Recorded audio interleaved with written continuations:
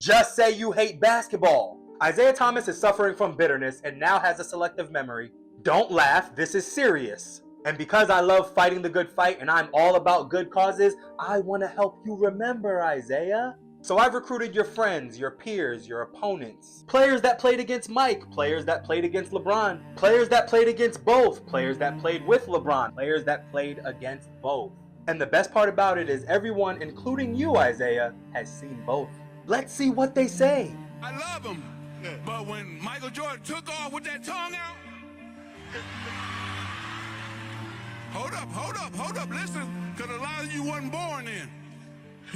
1991 against my Lakers, right hand. We thought we had him. He looked as we went down. He switched it to the left hand. Tongue went left.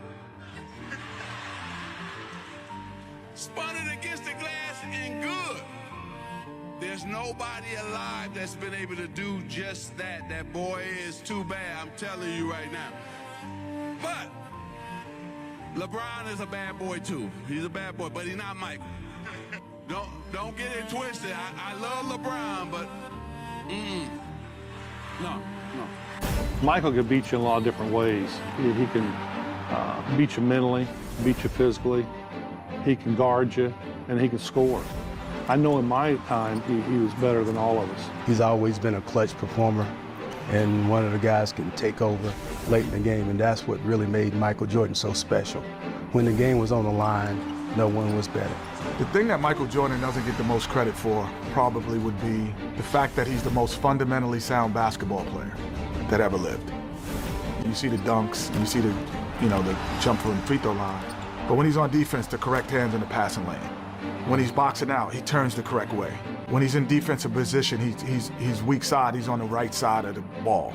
Like, he's the most fundamentally sound basketball player who was the greatest athlete. Most guys who are super athletic don't do that. To me, that's the one thing he does not get credit for.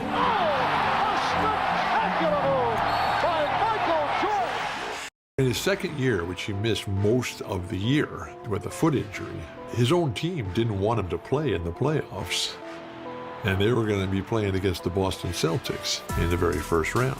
And we've got one of the great teams ever. In the first game, Michael Jordan, who we'd read about, heard about, and a nice career down in North Carolina, Olympic gold medal. And we play Michael, and he just puts himself in and says, I'm going to play. Game starts, Celtics were just rolling, playing great. Celtic crowd, Boston Garden, just over the tops, fantastic. At the end of the game, which the Celtics win handily, Michael has 49 points. And we kind of shrugged, and because other guys have scored many points in games where they lose. And so we're kind of in the locker room after the game and muttering amongst ourselves, well, he'll never do that again. Jordan with 8 on the clock. Jordan ties the game. Oh, boy. 63 points, and you're looking at an all-time record. Oh, boy. So in the locker room after this game, when he gets to 63 in our face, we look at each other and we say, this guguy's pretty good. Up to Jordan, Michael down the lane, jammed it. Michael Jordan to the hole for the jam. He was in retirement playing baseball. He asked Ryan Higgins, can he come to practice and just practice? He wanted to play some basketball. He itching to play some basketball. He asked Rick Adelman. Rick Adelman said, yeah. So he came to practice. He was still in shape and all this and all that. But, we thought he was rusty. He wasn't going to. But he asked, how good is this Sprewell kid? He's like, we was like, he's good. But, he's not on your level. But, he's good. He's an all-star. So it seemed like when we said he is an all-star, it seemed like kind of took him like, okay, let me see if he really is an all-star. And, oh my God. It was ugly. He took over practice. It was him, Ronnie Cycli, and some other guys. Ronnie was on our team, but he played with our guys. You could tell he was still the best in the world. Michael Jordan at his best. There's very few people on this planet that can do this. Try to take off Starks.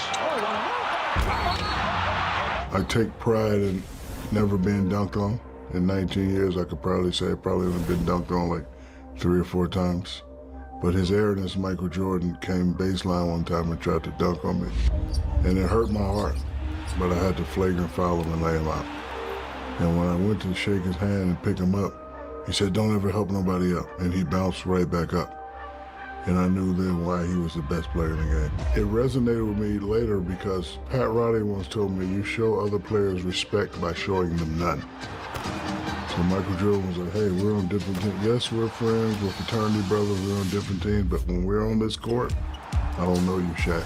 To compete, to win, that's all I live for, really. When you lose, you know, you're easily forgotten, and I don't think anyone want to go to their graves forgotten. If you really wanted to get a look into Michael's soul, you would actually watch a practice, not a game. When you watch somebody that talented, that focused in practice, that hardworking, that dominant in practice. I mean, he made every single drill feel like Game 7 of the finals. That's how competitive he was. And he just set a tone for himself and for the whole team with the way he approached practice. And that was pretty unique. Wham! In your face. Michael tonight is showing the entire repertoire. I just remember being a kid and getting the chance to watch somebody that he just did everything well. You know what I mean? Like, he played basketball at the excitement level. He won. He seemed to be like a tough competitor and vicious. Off the court, commercials, like he just did everything. He had the coolest shoes, and like he dressed well, and like he had the perfect smile, and it was just kind of like he was a superhero. Wow, and even that's coming from a guy who never saw Michael Jordan. Watched Michael Jordan. Yeah. Michael Jordan is the greatest player I've ever watched. He is the greatest player I've ever watched. Okay. LeBron James is the greatest player I've ever seen. Ooh. Bro, I saw what you just did right there. You feeling me? No, D-Wade, we're not feeling it. We're feeling this, but we didn't hear the same glee in your voice when you were talking about Michael Jordan when you were talking about LeBron James. You're not helping Isiah Thomas's condition, but I'll make it easier for you. If it looks like the GOAT, talks like the GOAT, and everybody says it's the GOAT, you can be sure it's Michael Jordan. Isiah,